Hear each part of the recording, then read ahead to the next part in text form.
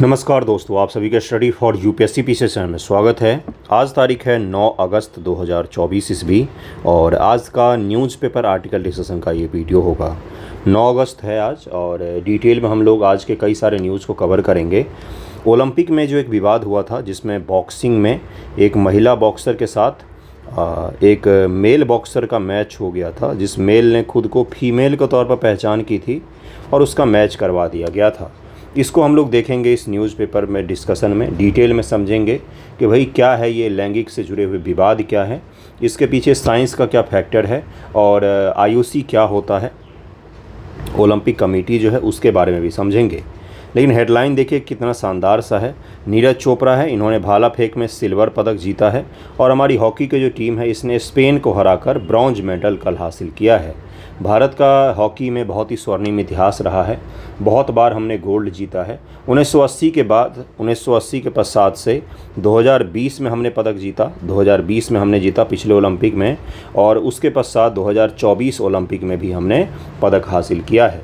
लगातार 2 ओलंपिक में हमने ब्रॉन्ज मेडल जीता है, इसको भी ध्यान में रखिएगा। पीआर श्रीजेश हैं, इन्होंने संन्यास ले लिया है हॉकी से, इन्होंने रिटायरमेंट की घोषणा कर दी है। बहुत ही शानदार खिलाड़ी हैं, दुनिया के सबसे बेहतरीन हॉकी में गोलकीपर का काम करते हैं ये, तो इनको भी नाम ज़रा ध्यान में रखिएगा। कल मेडल गोल्ड किसने जीता है, तो इसमें जैवलिन थ्रो में पाकिस्तान के अरशद नदीम नाम है इनका। क्या नाम है इनका, नाम ज़रूर ध्यान रखिएगा, अरशद नदीम नाम है, और इन्होंने 92.97 मीटर का फेंका है, 92.97 मीटर का फेंका है, ये भी ध्यान रखिएगा। और जो नीरज चोपड़ा है उन्होंने 89.45 मीटर का थ्रो किया है। दूसरे स्थान पर नीरज चोपड़ा है, पहले स्थान पर अरशद नदीम रहे हैं। ज़रूर इनको ध्यान रखिएगा, ये पूछा जा सकता है सीधा सीधा सा आपको। अरशद नदीम पाकिस्तानी खिलाड़ी हैं, 40 वर्षों के पश्चात पाकिस्तान को ओलंपिक में गोल्ड मेडल मिला है, इसको भी ध्यान रखिएगा। तो ये एक उपलब्धि है नीरज चोपड़ा के लिए कि पिछले ओलंपिक में उन्होंने गोल्ड जीता था और इस ओलंपिक में उन्होंने सिल्वर जीता है। तो इस छोटे से न्यूज़ को भी ध्यान रखिएगा, ये पूछा जाएगा आपसे। उसके अलावा जो कल बांग्लादेश में नई सरकार का गठन हुआ है। अंतरिम सरकार मतलब कि ये जो सरकार होगी ये ज़्यादा दिनों तक नहीं चलेगी। इस सरकार का काम होगा क्या, तो देश में इलेक्शन कंडक्ट करवाना, free and fair election conduct करवाना इस सरकार का मुख्य काम होगा। और हमारे जो प्रधानमंत्री महोदय हैं उन्होंने भी बधाई दी मोहम्मद यूनुस को, और उसके पश्चात उनको ये भी कहा कि माइनॉरिटीज़ की जो सेफ्टी है उसको सबसे पहले सुनिश्चित किया जाए कि बांग्लादेश में किसी प्रकार की किसी माइनॉरिटी को नुकसान न पहुंचाया जाए। उनको नुकसान पहुंचाने के कारण भारत में अपने देश भारत में कई बार क्या होता है कि आपको दिखेगा कि अलग माहौल बन जाता है, थोड़ा सा दंगा फसाद का माहौल बन जाता है। इसके कारण से प्रधानमंत्री महोदय ने ट्वीट में उनको ये भी संदेश दिया कि सबसे पहले माइनॉरिटी की सेफ्टी को सिक्योर कीजिए। और अंतरिम सरकार स्थापित हुआ है और ऐसा माना जा रहा है कि ये लिबरल सरकार होगी, कट्टरपंथियों का साथ नहीं देगी। मोहम्मद यूनुस जो है उनका विचारधारा और उनका जो बैकग्राउंड है वो लिबरल रहा है और सही रहा है, कोई हमारे लिए बुरे नहीं हैं वो। तो देखिए आगे क्या होता है, अभी तो वेट एंड वॉच के ही मूड में है, बाकी जो भी होगा वो अच्छा ही होगा। शेख हसीना भी भारत में ही है और अभी वो भारत में ही रहेंगी क्योंकि उनको दुनिया में कहीं और जगह जल्दी मिल नहीं रहा है। कल मैंने आपको समझाया था ये चीज़, ओके। इसके अलावा मुख्य पेज पर और कौन कौन से न्यूज़ हैं, तो आपको पता होगा कि वक्फ बिल के बारे में मैंने आपको समझाया था। अब इस बिल को हाउस पैनल के पास में ज्वाइंट कमेटी पार्लियामेंट की जो है उसके पास में भेजा गया है।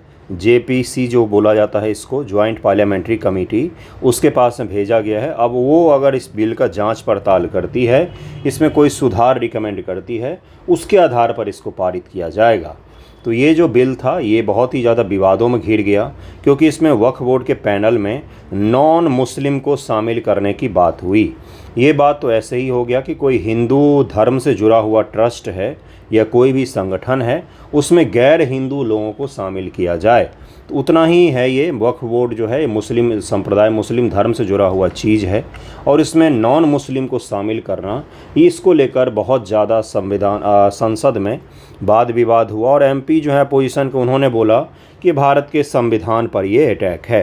तब जेपीसी इसकी जांच पड़ताल करेगी, उसके पश्चात से इसको आगे बढ़ाया जाएगा। इसको छोटा सा न्यूज़ को ध्यान रखिएगा। उसके अलावा कल एक बुद्धदेव भट्टाचार्य, ये 1944 से 2024 तक ये रहे और ये बंगाल के, पश्चिम बंगाल के पूर्व मुख्यमंत्री भी हैं, पूर्व मुख्यमंत्री रहे हैं और रहे थे। इनका डेथ हो गया कल। ये कम्युनिस्ट पार्टी से बिलोंग करते थे और इन्होंने कम्युनिस्टों को भारत के हिसाब से करने की बहुत ज़्यादा कोशिश की थी। कम्युनिस्टों के अंतर्गत रिफॉर्म और बंगाल को लेकर रिफॉर्म में इनका बड़ा योगदान माना जाता है। बुद्धदेव भट्टाचार्य इनका नाम है। इनको नाम जरूर ध्यान रखिएगा। इनकी डेथ हो गई है। कहाँ के चीफ मिनिस्टर थे? तो पश्चिम बंगाल के पहले ये मुख्यमंत्री रह चुके हैं। अब हम लोग ज़रा डिस्कस करते हैं जो आपको बॉक्सिंग से जुड़ा हुआ विवाद मैंने समझाया, उसको ज़रा डिटेल में डिस्कस करेंगे क्योंकि वो टॉपिक बहुत ही इम्पोर्टेंट है। पूरी दुनिया में बवाल मचा हुआ है कि आने वाले खेल का परिदृश्य कैसा होगा, क्या इस तरह की चीज़ों को मान्यता दिया जा सकता है खेल में, और अगर दिया जाता है तो क्या किस कैटेगरी में ये लोग खेलेंगे, पुरुष के साथ खेलेंगे कि महिला के साथ खेलेंगे। इस चीज़ को लेकर विवाद है, ज़रा इसको हम समझते हैं डिटेल में, उसके पश्चात आगे के टॉपिक पर चलेंगे। ओके, देखिए क्या है कि पेरिस ओलंपिक 2024 में लैंगिक पात्रता को लेकर भयानक विवाद हुआ है। विवाद मतलब इस हद तक बढ़ गया कि कई सारे देश के राष्ट्राध्यक्षों ने भी इस पर कमेंट किया कि ये चीज़ सही नहीं है, ये गलत है, ऐसा नहीं होना चाहिए। हाल ही में पेरिस ओलंपिक 2024 में अल्जीरिया के ईमान खलीफ है ना, इन्होंने खुद को बोला कि मैं वुमेन हूँ, और इटली की एंजेला कैरिनी के बीच मुक्केबाजी मैच ने एक महत्वपूर्ण विवाद, विशेष रूप से महिलाओं के खेल प्रतिस्पर्धा में लैंगिक पात्रता के संबंध विवाद को जन्म दिया है। और एक महिला का एक पुरुष के साथ बॉक्सिंग मैच करवा दिया। दो ही मुक्के में बेचारी के मुंह टूट गए थे और वो हार गई थी। लेकिन पूरी दुनिया का ध्यान आकर्षित हुआ कि भाई ये किस तरह का कंपटीशन हुआ, ये तो कहीं से भी सही नहीं है, ये जायज़ ही नहीं है। दोनों का शारीरिक स्ट्रक्चर जो होता है, भले ही हम समानता की बात करें तो समानता, अधिकार और जिम्मेदारी की हम बात करते हैं, शारीरिक समानता कभी हो ही नहीं सकती। दो बॉडी जो बायोलॉजिकल रूप से बिल्कुल अलग हैं, उनके बायोलॉजिकल जो कैरेक्टरिस्टिक्स होंगे वो दोनों अलग अलग होंगे, दोनों की विशेषताएं अलग अलग होंगी। चाहे वो मैन हो, चाहे वो वुमेन हो, चाहे वो थर्ड जेंडर हो, तीनों की शारीरिक संरचना, बनावट, ताकत, हर चीज़ अलग अलग होता है क्योंकि बायोलॉजिकल अलग हैं, जैविक रूप से दोनों अलग अलग हैं। तो उनके बीच में फिर हम यहाँ पर कंपटीशन कैसे करवा सकते हैं? एक छोटा सा लॉजिकल सवाल था जो किसी ने अनुमति कैसे दे दी। सबसे बड़ी चीज़ तो ये सोचने की है, उसको देख के ही लग रहा है कि वो महिला नहीं है, तो पुरुष कैटेगरी में उसको फाइट करना चाहिए। देखिए क्या है यहाँ पर कि विवाद की पृष्ठभूमि क्या है। खलीफ की जीत से कई आलोचकों की लहर उत्पन्न हो गई, जिसमें कई लोगों ने उन पर एक पुरुष बायोलॉजिकल यौन विकास संबंधी विकारों के कारण होने का आरोप लगाया, जबकि आधिकारिक तौर पर उनकी लैंगिक पहचान महिला के रूप में होने की पुष्टि की गई थी। आलोचकों ने खलीफ पर अनुचित लाभ लेने का आरोप लगाया। अंतर्राष्ट्रीय मुक्केबाजी संघ का क्या रुख रहा? 2023 में खलीफ और मुक्केबाजी लिन यू टिंग को लैंगिक पात्रता परीक्षण के कारण नई दिल्ली में अंतर्राष्ट्रीय मुक्केबाजी संघ के विश्व चैंपियनशिप प्रतिस्पर्धा में भाग लेने से रोक दिया गया था। भारत में अंतर्राष्ट्रीय मुक्केबाजी संघ का जो प्रतियोगिता हुआ था चैंपियनशिप, उसमें उनको भाग नहीं लेने दिया गया था, इसी कारण से कि आप अलग हैं, आपको हम नहीं कैटेगराइज कर सकते महिला के रूप में। लेकिन ओलंपिक संघ ने पता नहीं किस प्रकार से मान्यता दे दी। इस परीक्षण का विवरण गोपनीय रखा गया है। हालांकि दोनों एथलीट वर्ष 2023 में अंतर्राष्ट्रीय ओलंपिक समिति द्वारा IBA की मान्यता रद्द किए जाने के कारण पेरिस ओलंपिक में प्रतिस्पर्धा कर रहे हैं और इसी के कारण से विवाद उत्पन्न हुआ है। IOC के वर्तमान पात्रता मानदंड पूरी तरह से एथलीट के पासपोर्ट में बताए गए लिंग पर आधारित हैं। पासपोर्ट में उसका लिंग बता दिया था महिला, अब इसी पर आधारित है वो, और इसके कारण से उनको महिला वर्ग में रखा गया। इसे खलीफ की पहचान एक महिला के तौर पर की गई है। IOC की प्रतिक्रिया। IOC ने अपने निर्णय का बचाव करते हुए कहा कि ओलंपिक में सभी मुक्केबाजों ने प्रतियोगिता के पात्रता मानदंड को पूरा किया था। IOC ने IBA के निर्णय की आलोचना करते हुए इसे मनमाना बताया। खलीफ व लिन यू टिंग के साथ किए गए दुर्व्यवहार पर निराशा व्यक्त की। इस बात पर जोर दिया कि भ्रामक जानकारी फैलाई जा रही है। अब ज़रा समझेंगे कि ये फैक्टर क्या है भाई, किस प्रकार से किसी पुरुष को महिला को पुरुष का मान्यता दिया जा रहा है, आखिरकार ये मुद्दा क्या है। उससे पहले IOC को ज़रा समझिए। IOC जो विनेश फोगाट को लेकर विवाद है उसमें भी चर्चा में है, तो इसलिए भी ये आपके लिए इम्पोर्टेंट हो जाता है। और विनेश फोगाट के लिए हरीश साल्वे को कांटेक्ट किया गया है कि उनका पक्ष रखें IOC के सामने में, और हो सकता है, ऐसा उम्मीद है, हो सकता है कि उनका पक्ष अगर सही तरीके से रखा जाए तो उनको सिल्वर मेडल दिया जाए। आईओसी स्विट्जरलैंड के लॉन्जेन में स्थित एक गैर सरकारी अंतर्राष्ट्रीय संगठन है जो वर्ष 1894 में अस्तित्व में आया था। 1894 से अस्तित्व में है ये संगठन, इसलिए इसको ध्यान में रखिएगा, हो सकता है आपको क्रम में लगाने को दे दे। आईओसी का उद्देश्य ओलंपिक खेलों का नियमित आयोजन सुनिश्चित करना, ओलंपिकवाद और ओलंपिक मूवमेंट को बढ़ावा देना है। ये ओलंपिकवाद एक ऐसा दर्शन है जो खेल, सांस्कृतिक, शिक्षा, अंतर्राष्ट्रीय सहयोग को संगठित करता है। प्रयास के आनंद, अच्छे उदाहरणों के शैक्षिक मूल्य, मतलब कि ओलंपिक में जो भी चीज़ें होती हैं उन सभी चीज़ों को आगे बढ़ाने की कोशिश करता है। ओलंपिक मूवमेंट का लक्ष्य ओलंपिकवाद और उनके मूल्यों के अनुसार अभ्यास किए जाने वाले खेलों के माध्यम से युवाओं को शिक्षित कर एक शांतिपूर्ण और बेहतर विश्व के निर्माण में योगदान देना है। खेल के जो भावना है और खेल को आगे बढ़ाना मुख्य रूप से इसका उद्देश्य रखा गया। ओलंपिक आपको पता होगा बहुत वर्षों पहले शुरू किया गया खेल है। ओलंपिक मूवमेंट के 3 मुख्य घटक हैं: अंतर्राष्ट्रीय ओलंपिक समिति आईओसी, अंतर्राष्ट्रीय खेल महासंघ आईएफ और राष्ट्रीय ओलंपिक समितियां एनओसी। आईओसी ओलंपिक खेलों के नियम और विनियम तय करता है। यह भी तय करता है कि आगामी ओलंपिक आयोजन कब और कहां होगा। जैसे भारत 2036 को लेकर अभी भी बात ही कर रहा है, अप्रूवल नहीं हुआ है भारत में 2036 का ओलंपिक होगा, अप्रूवल नहीं हुआ है। अगला ओलंपिक कहां होगा? अगला ओलंपिक अमेरिका में होगा, है ना। आईओसी एक अस्थायी संगठन है जो अपने सदस्यों का चुनाव करता है, जिसका प्रत्येक सदस्य फ्रेंच या अंग्रेजी भाषी होता है। राष्ट्रीय ओलंपिक समिति वाले देशों का नागरिक होता है और वहाँ रहता है। इसको भी ध्यान में रखिएगा कि इसकी भाषा जो अंग्रेजी या फ्रेंच होता है, तो ये भी थोड़ा सा ध्यान में रखिएगा, ये पूछा जा सकता है। आईओसी ओलंपिक खेलों और ओलंपिक मूवमेंट से संबंधित सभी विवादों के समाधान के लिए भी अंतिम प्राधिकरण यही है। महिलाओं के खेलों में लैंगिक पात्रता संबंधी विवाद मुद्दा क्यों है? अब जरा यहाँ से ध्यान से समझिएगा। लिंग व एथलेटिक प्रदर्शन, शारीरिक अंतर के कारण खेलों को परंपरागत रूप से लिंग के अनुसार विभाजित किया जाता है। जैसे पुरुषों को आमतौर पर मांसपेशियों के द्रव्यमान, ताकत और धैर्य के मामले में बढ़त मिलती है। इन मुद्दों के कारण पुरुषों का थोड़ा सा इसमें दबदबा ज़्यादा हो जाता है। उनके पास में शारीरिक ताकत मांसपेशियों के जो रूप में होता है और द्रव्यमान मांसपेशियों का और धैर्य, इनके मामले में थोड़ी सी बढ़त मिलती है। इसके अलावा हर गेम में भी वजन के हिसाब से कैटेगरी किया जाता है। किन किन गेमों में किया जाता है भाई? मुक्केबाजी में किया जाता है, पहलवानी में किया जाता है। क्या भाला फेंक में भी वजन के हिसाब से कैटेगरी किया जाता है क्या खिलाड़ियों का? नहीं, भाला फेंक में नहीं होता है। तो ये भी ध्यान में रखिएगा। कुछ ही गेम होते हैं जिनमें वजन के हिसाब से भी कैटेगरी बनाया जाता है, जैसे भारोत्तोलन, इसमें भी वजन के हिसाब से कैटेगरी बनाया जाता है। मुक्केबाजी हो गया, कुश्ती हो गया, इनमें सभी में वजन के हिसाब से कैटेगरी बनाया जाता है। लिंग व एथलेटिक प्रदर्शन पहला था। अगला है वाई गुणसूत्र पर SRY जीन टेस्टोस्टेरोन उत्पादन महत्वपूर्ण भूमिका निभाता है, जिसे इन एथलेटिक लाभों से जोड़ा गया है। एंडोक्राइजन रिव्यूज में 2017 में प्रकाशित एक शोध से पता चलता है कि लिंगों, महिलाओं और पुरुषों के बीच में एथलेटिक प्रदर्शन में भिन्नताएं बहुत हद तक टेस्टोस्टेरोन के स्तर से प्रभावित होती हैं। यही लाइन आपको दे देगा एग्जाम में कि महिलाओं और पुरुषों के, क्योंकि बहुत ज़्यादा चर्चा में है ये, उनके जो प्रदर्शन होते हैं उनमें अलग अलग क्षमता क्यों दिखती है? तो मुख्य रूप से टेस्टोस्टेरोन के कारण ही क्षमताओं में भिन्नता दिखती है, पुरुष की क्षमता में और महिलाओं की क्षमता में। टेस्टोस्टेरोन के कारण ही पुरुषों के मसल्स जो आप देखते हैं, मसल्स जो बनते हैं जिसकी द्रव्यमान ज़्यादा होती है, ताकत आप देखते हैं, ये चीज़ें पुरुषों में किसके कारण से किसके कारण से ग्रोथ होता है? तो टेस्टोस्टेरोन का ही मुख्य रूप से इसमें योगदान होता है। महिलाओं में जल्दी मसल्स बिल्डअप नहीं हो पाते हैं, वो मुख्य कारण यही है। ठीक है, आपको समझ में आ रहा होगा। पुरुषों में अगर आप 20 दिन भी जिम जाते हैं या एक्सरसाइज करते हैं तो आपको मसल्स बिल्डिंग दिखने लग जाएगा। वो किसके कारण से होता है? तो टेस्टोस्टेरोन के कारण ही होता है।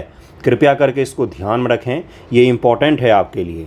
लैंगिक विकास के विकार, महिलाएं जनन अंग वाले कुछ व्यक्तियों में स्वीवर सिंड्रोम जैसी स्थितियों के कारण XY गुणसूत्र हो सकते हैं, जो कि लैंगिक विकास के विकार या DSD में एक हैं और लैंगिक पात्रता पर चर्चा को जटिल बनाते हैं। कुछ ऐसे पुरुष या महिलाओं में जीन जो होते हैं, जैसे X गुणसूत्र और Y गुणसूत्र जो होते हैं, XX Y हो जाए या YX हो जाए, तो पुरुष है या महिला है ये डिसाइड करना बहुत मुश्किल हो जाता है।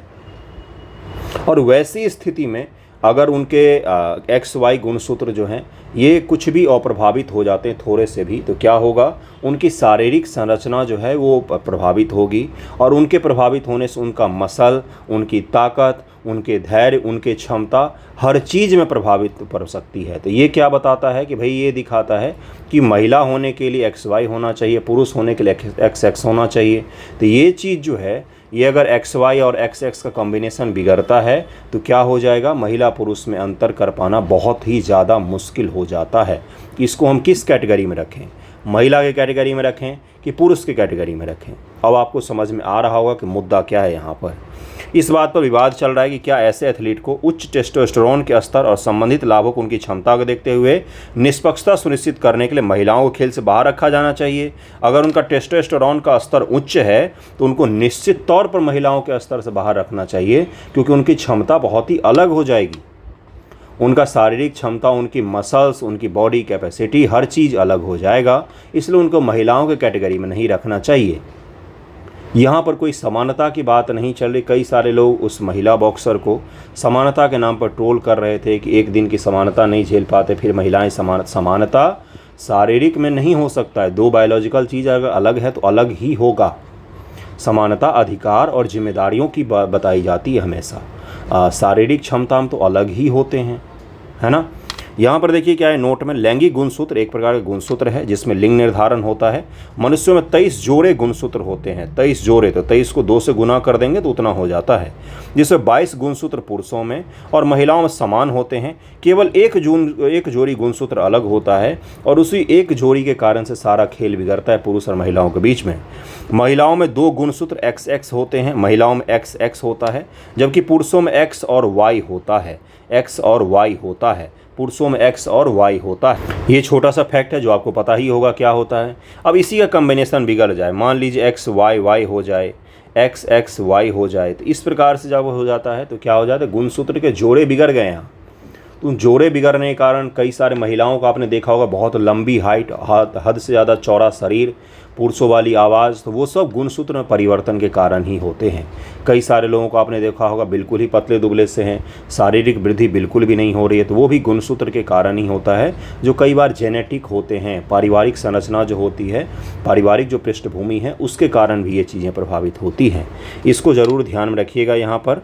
और यौन विकास के विकार क्या होते हैं, DHD क्या होता है, जो इस टॉपिक में बार बार चर्चा में आ रहा था। DHD ऐसी स्थितियों का एक स्पेक्ट्रम शामिल है जहां व्यक्तियों में दोनों लिंगों की शारीरिक विशेषताएं या यौन विशेषताओं का असामान्य विकास हो जाता है, जहां पर दोनों व्यक्तियों यानी कि दोनों लिंगों, पुरुष और महिला के शारीरिक विशेषताएँ जो होती हैं अलग अलग, और यौन विशेषता जो होती है, उन दोनों का विकास एक ही व्यक्ति में हो गया है। अब आपको समझ में आ रहा है। ये अंतर जन्म के समय, यौवन के दौरान या यौवनावस्था के बाद भी स्पष्ट हो सकते हैं। हो सकता है जन्म के समय ये विकार ना हो, जब वो युवावस्था में पहुँचे तब ये विकार आ जाए, या युवा के बाद वाले जो अवस्था में पहुँचे तब ये विकार आ जाए उसमें। उदाहरण के लिए XY क्रोमोजोम वाले व्यक्ति लेकिन जननांग महिला जैसे होते हैं, XX क्रोमोजोम वाले व्यक्ति लेकिन जननांग पुरुष जैसे होते हैं। यही सब वो फैक्टर है जहाँ पर क्या हो जाता है, इनको महिला के रूप में वर्गीकृत किया जाए या पुरुष के रूप में वर्गीकृत किया जाए, इस चीज़ को लेकर समस्या उत्पन्न हो जाती है। डिव ग्रंथि और वृषण दोनों उत्तक वाले व्यक्ति भी हो सकते हैं, सामान्य जननांग लेकिन असामान्य गुणसूत्र व्यवस्था के साथ, जो वृद्धि और विकास को प्रभावित करते हैं। इस तरह के जो व्यक्ति होते हैं इनको चिन्हित कर पाना मुश्किल हो जाता है। DHD के प्रकार, एंड्रोजन असंवेदनशील सिंड्रोम एक आनुवांशिक स्थिति है जहां XY क्रोमोजोम वाला व्यक्ति पुरुष हार्मोन एंड्रोजन के प्रति प्रतिरोधी होता है, जिसके परिणामस्वरूप पुरुष आनुवांशिक संरचना होने के बावजूद महिला शारीरिक लक्षणों का विकास हो जाता है उसमें, और इसके कारण से उसको क्या कहा जाता है, एंड्रोजन असंवेदनशीलता सिंड्रोम, AIS कहा जाता है उसको। क्लाइनफेल्टर सिंड्रोम पुरुषों में गुणसूत्र संबंधी बीमारी है। गुणसूत्र जब भी आए तो क्या कहा जाता है इसको भाई, क्रोमोजोम्स कहा जाता है, इसको क्रोमोजोम्स कहा जाता है, जिसमें एक अतिरिक्त X गुणसूत्र क्रोमोजोम XXY की उपस्थिति होती है, जिसके कारण से टेस्टोस्टेरोन का स्तर कम होना, बांझपन और शारीरिक तथा विकासात्मक अंतर जैसे लक्षण उत्पन्न होते हैं, और ये भी क्रोमोजोम्स के कारण ही होता है। बांझपन में एक कारण क्रोमोजोम्स का उलटफेर भी हो सकता है, ठीक है। टर्नर सिंड्रोम महिलाओं के गुणसूत्र संबंधी विकार जो एक X गुणसूत्र की पूर्ण या आंशिक अनुपस्थिति के कारण से होता है। अगर X जो क्रोमोजोम है उसका पूर्ण रूप से या आंशिक रूप से अनुपस्थिति है, वो एब्सेंट है, तो उसके कारण से ये उत्पन्न हो सकता है, जिसके परिणाम स्वरूप छोटा कद, बांझपन और विभिन्न शारीरिक और विकासात्मक असामान्य विकसित हो जाती हैं। तो ये क्या है, सब क्रोमोजोम्स का ही खेल है। आप अगर बिल्कुल शारीरिक रूप से स्वस्थ हैं तो क्रोमोजोम्स बिल्कुल सही हैं आपके, और अगर अस्वस्थ हैं तो हो सकता है कि उसमें से एक रीज़न ये भी हो जाए। खेल संघ लैंगिक पात्रता का समाधान कैसे करते हैं, आईओसी का क्या दृष्टिकोण है। 2021 से आईओसी ने अंतर्राष्ट्रीय खेल महासंघों को साक्ष्य आधारित दृष्टिकोण के आधार पर अपने स्वयं के पात्रता नियम विकसित करने की अनुमति दी है। देश का स्तर पर जो संगठन होते हैं उनको बोला है कि आप स्वयं के स्तर पर पात्रता विकसित कीजिए। निष्पक्षता, समावेशी और गैर भेदभाव को संतुलित करता है। पहले टेस्टोस्टेरोन का स्तर पात्रता के लिए एक प्राथमिक निर्धारक था। हाल की नीतियों में लिंग पर जोर दिया गया है, जैसा कि आधिकारिक दस्तावेज में कहा गया है। पहले टेस्टोस्टेरोन का स्तर देखते थे जो अधिक लॉजिकल था, उसकी जगह पर अब पासपोर्ट में क्या लिखा है उस पर जोर दिया जा रहा है। संघों द्वारा विशिष्ट विनिमय, उदाहरण के लिए विश्व एथलेटिक्स अभी भी डीएसडी वाले एथलीट्स के लिए एक मानदंड के रूप में टेस्टोस्टेरोन का स्तर का उपयोग करता है, जिनके लिए उन्हें कम से कम 24 महीनों के लिए 2.5 NMOL से नीचे का स्तर को बनाए रखने की आवश्यकता होती है। अन्य खेल निकाय जैसे कि federation international de natation FINA, international cycling union और रग्बी यूनियन टेस्टोस्टेरोन के स्तर के आधार पर ही ट्रांस महिला एथलीटों पर अलग अलग प्रतिबंध लगाए गए हैं। आईओसी को भी चाहिए कि टेस्टोस्टेरोन का स्तर ही नापे और उसी के आधार पर चयन करे कि किसको किस खेल में रखना चाहिए, किसको किस खेल से बाहर रखना चाहिए। ये बहुत ही महत्वपूर्ण है, नहीं तो इस तरह से कभी भी निष्पक्ष खेल हो ही नहीं सकता। उसके सामने वो महिला टिक ही नहीं सकती थी। 2 ही मिनट में, कुछ सेकेंड में ही बाहर हो गई वो बेचारी, और फिर उसका बताओ इतना मेहनत करके ओलंपिक तक आई होगी और कुछ मिनट के निष्पक्षता के कारण से बेचारी बाहर हो गई। तो इसको ज़रूर ध्यान में रखिएगा, ये बहुत ही विवादास्पद मुद्दा है। यहाँ से पीटी में ये क्रोमोसोम्स का जो खेल है, ये अलग अलग जो बीमारियों का नाम बताए हैं ना, ये पूछा जाता है कि क्या होता है। डीएसडी का अलग अलग प्रकार होते हैं, ये पूछा जाता है आपसे। साइंस एंड टेक का ये टॉपिक है, साइंस का ये टॉपिक है जहाँ पर आप क्रोमोसोम्स, जीन वगैरह के बारे में पढ़ते हैं, वहाँ पर ये पूछा जाता है। ठीक है, तो इसको ज़रूर ध्यान रखिएगा। ऊपर जो मैंने आपको सारा कुछ समझाया है प्रोसेस, उसको भी ध्यान में रखिएगा। आईओसी के बारे में ध्यान में रखिएगा, कब स्थापित किया गया था। नेक्स्ट टॉपिक पर हम लोग चलते हैं। अगला जो टॉपिक है ये काफ़ी ज़्यादा महत्वपूर्ण है, जिसमें अशोक चंद्रगुप्त और कल्पतरु, ये 3 भारत के इतिहास में शासक रहे बहुत पुराने। उनके नाम पर इंडियन ओशियन में, हिंद महासागर में स्ट्रक्चर के नाम रखे गए हैं। स्ट्रक्चर के अलग अलग स्ट्रक्चरों के नाम रखे गए हैं। इंडियन ओशन बड़ा ही विशाल सा है, आपको पता ही होगा, हिंद महासागर। अब उसके जो अलग अलग स्ट्रक्चर हैं, कहीं कहीं पर लोकेशन हैं, उनको नाम दिया गया है किसके द्वारा, तो वो भी देखेंगे हम लोग इसी टॉपिक में डिटेल में। जो इंडियन एक्सप्रेस का न्यूज़ है, इसको एक एक लाइन बाय लाइन कवर करते हैं, एक एक फैक्ट को समझते हैं कि क्या क्या इसमें फैक्ट हैं। एग्ज़ाम में नितांत रूप से पूछा जाएगा आपसे, निश्चित तौर पर पूछा जाएगा। काफ़ी महत्वपूर्ण है ये, इसको ज़रूर ध्यान में रखिएगा। और इससे पहले भी नाम क्या रखे गए हैं, बिल्कुल रखा गया है, उस सभी चीज़ों को भी हम लोग देखेंगे। देखिए क्या है ये न्यूज़। देखिए उसी न्यूज़ को मैंने पूरा डिटेल में हिंदी में ट्रांसलेट भी किया है और उसमें से कंटेंट निकाला है कि भाई आप समझ सकें इसको। हिंद महासागर की 3 संरचनाओं का नाम अशोक चंद्रगुप्त और कल्पतरु इनके नाम पर रखा गया है। पिछली संरचनाओं का नाम भौतिक विज्ञानी CB रमन। इससे पहले संरचनाओं का नाम जो भारत के शानदार साइंटिस्ट रहे हैं CB रमन, समुद्र विज्ञानी NK पानिकर और भूविज्ञानी DN वाडिया के नाम पर रखा गया था। इससे पहले इन तीनों के नाम पर रखा गया था। इस फैक्ट को भी ध्यान में रखिएगा। हिंद महासागर में स्थित 3 पानी के नीचे की भौगोलिक संरचनाओं को भारत द्वारा प्रस्तावित नाम दिया गया है। हिंद महासागर में तीनों के तीनों हैं। इनका लोकेशन ज़रा देख लीजिए, उसके पश्चात इनका हम पढ़ेंगे। देखिए यह है इंडियन ओशियन। यहाँ पर आपको मेडागास्कर से ठीक पूरब में, मेडागास्कर के पूरब में आपको दिखेगा बीचों बीच हिंद महासागर के, ये है चंद्रगुप्त रिज, ये है अशोक सी माउंट और ये है जो क्या नाम है इनका यार, हाँ कल्पतरु रिज है ये। और साउथ वेस्ट इंडियन ओशियन के पास में रखा गया इन तीनों का नाम। इन तीनों का नाम क्यों रखा गया, समुद्र में छोटे छोटे जगहों का क्या काम है, क्यों नाम रखा गया इनको। साइंटिस्ट वगैरह जो रिसर्च करते हैं ना, तो उनको रिसर्च में अलग अलग नामों की आवश्यकता पड़ती है, इसी कारण से मुख्य रूप से रखा गया है।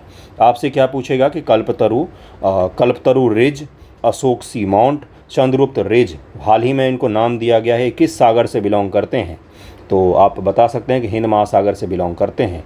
ये दक्षिणी गोलार्ध में है कि उत्तरी गोलार्ध में, भाई दक्षिणी गोलार्ध में है। कहाँ पर हैं ये?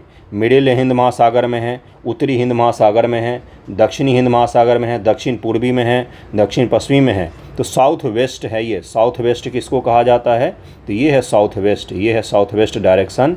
ये हो गया साउथ, ये हो गया वेस्ट, तो ये होगा साउथ वेस्ट। तो साउथ वेस्ट डायरेक्शन में है ये भी कृपया करके ध्यान में रखें। और कुछ ध्यान में रखना है क्या? बिल्कुल ध्यान में रखना है, वो मैं आपको बताता हूँ क्या क्या याद रखना है। मौर्य वंश के शासक सम्राट अशोक के अशोक सी माउंट और चंद्रगुप्त रिज का नाम रखा गया है। कल्पतरु रिज तीसरी संरचना है जिसके लिए अंतर्राष्ट्रीय हाइड्रोग्राफिक संगठन IHO इंटरनेशनल हाइड्रोग्राफी ऑर्गेनाइजेशन और यूनेस्को के अंतर सरकारी महासागरीय आयोग और यूनेस्को के अंतर सरकारी महासागरीय आयोग ने हाल ही में भारत द्वारा प्रस्तावित नामों को सम्मानित किया। अवार्ड मतलब अवार्डेड किया है, इंग्लिश में अवार्ड बोला जाता है, तो उसको हिंदी में सम्मानित कर दिया है, मतलब स्वीकृत किया है। भाषा को समझिएगा ज़रा, यहाँ पर इन तीनों को स्वीकृत किया गया है किसके द्वारा? IHO इंटरनेशनल हाइड्रोलॉजिकल ऑर्गेनाइजेशन और यूनेस्को इंटर गवर्नमेंटल बॉडी के द्वारा इसको स्वीकृत किया गया है। कुल मिलाकर हिंद महासागर में अब 7 संरचनाएं हैं जिनका नाम मुख्य रूप से भारतीय वैज्ञानिकों के नाम पर रखा गया है। हिंद महासागर में क्या पहली बार ऐसा किया गया? नहीं, अब तक 7 हो गए। 3 के नाम तो मैंने ऊपर ही आपको बताया, 3 ये हो गए, और भी कुछ होगा तो देखेंगे।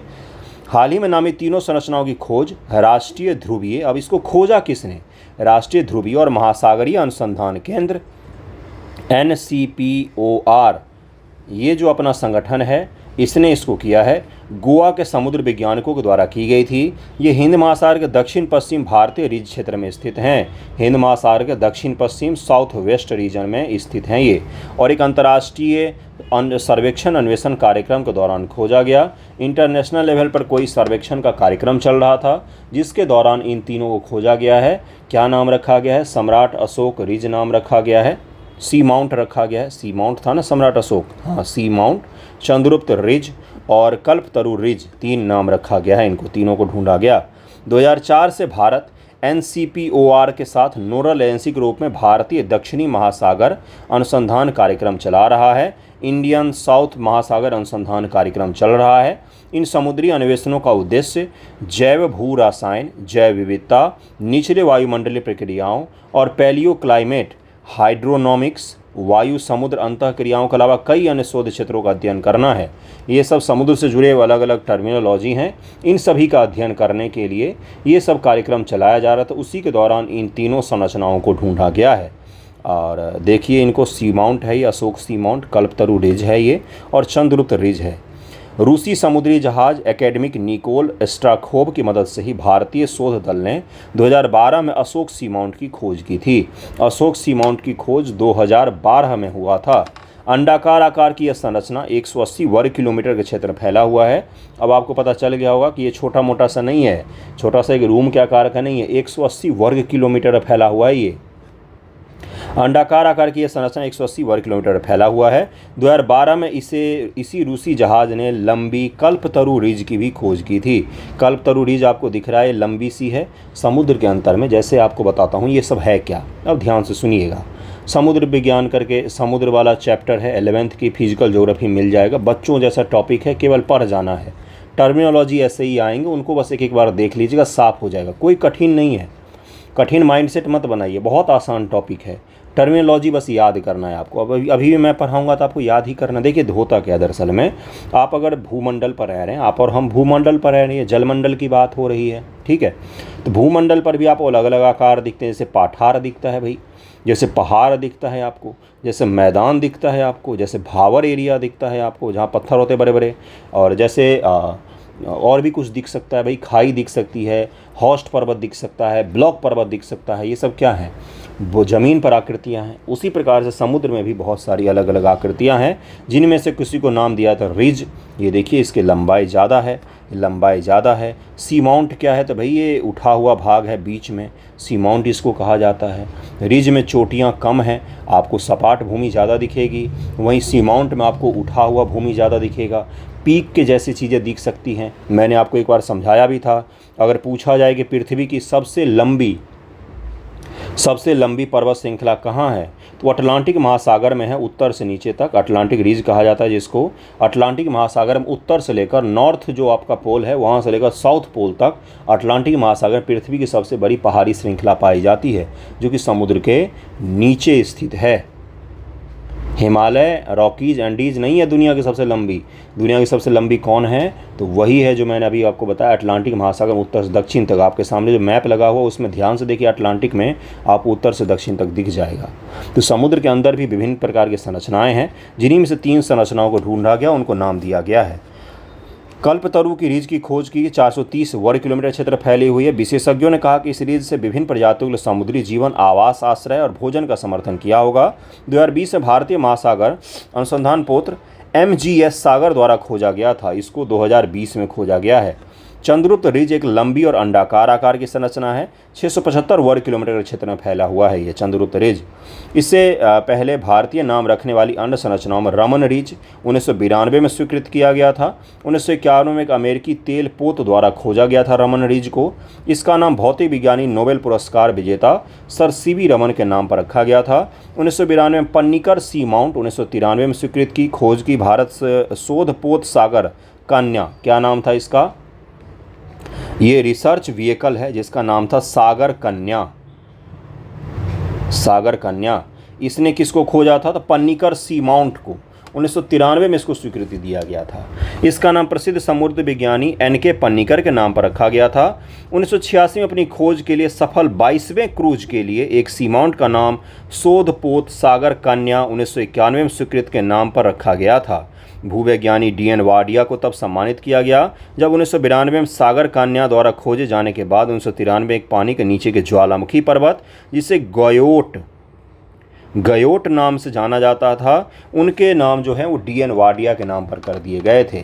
तो भारतीय वैज्ञानिकों के नाम पर इससे पहले 4 और थे और वर्तमान में 3 हो गए, तो 7 अभी तक नाम भारतीय वैज्ञानिकों के नाम पर दिया जा चुका है। इन सभी को कृपया करके ध्यान में रखें। कब किसको खोजा गया, कहाँ पर स्थित है, इन सभी को आपको ध्यान में रखना है। Very very very important. Next topic पर हम लोग चलते हैं। अगला जो टॉपिक है इसमें ये बताया गया कि भाई रिजर्व बैंक ने फिर से रेपो रेट को चेंज नहीं किया है, वही रेपो रेट रखा है। हालांकि रुपये की स्थिति बिल्कुल भी अच्छी नहीं है।